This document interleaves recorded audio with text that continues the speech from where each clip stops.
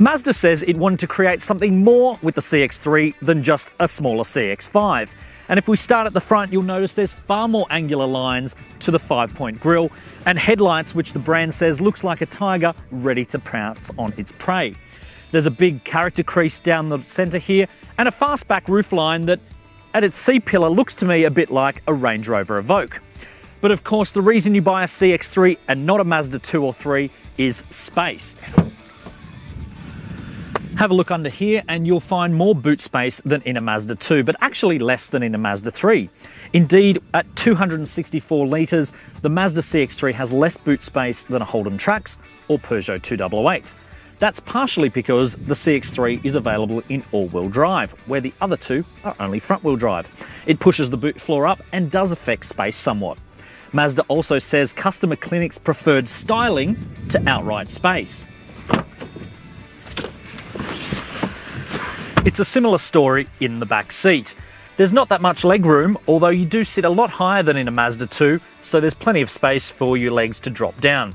There's also really good visibility over the front seats and bottle holders here in the doors. Anyway, enough of being a backseat driver. Let's get in the front and see how it drives.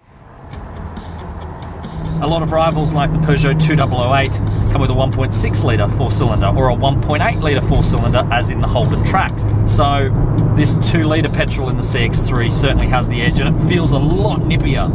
The auto is holding gears nicely, but it's probably not as refined as the diesel, this petrol. But it is very pleasing that Mazda have put a 2 litre engine in this CX-3. Because although it is a Mazda 2 base platform, I don't think the 1.5 petrol would really cut the mustard.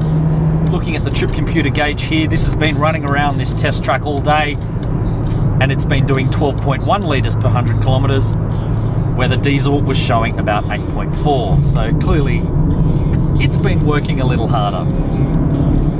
Now I should talk a little bit about the interior up front here in this Mazda CX-3 because it is essentially a Mazda 2.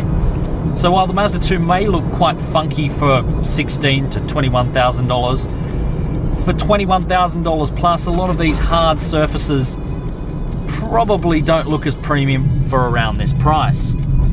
That being said though, it does come with Mazda's excellent MZD Connect system up here with a very bright colour touchscreen. There's controls down here that are really easy to use, and interestingly, while talking about this lower console area, the automatic transmission on the petrol models has a sport mode where the diesel doesn't. So, little tidbit of information there.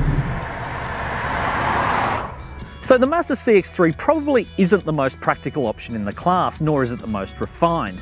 But when it drives this well and looks this good, if Mazda Australia can spec it right, it should have a fighting chance of being one of the most popular models in its lineup.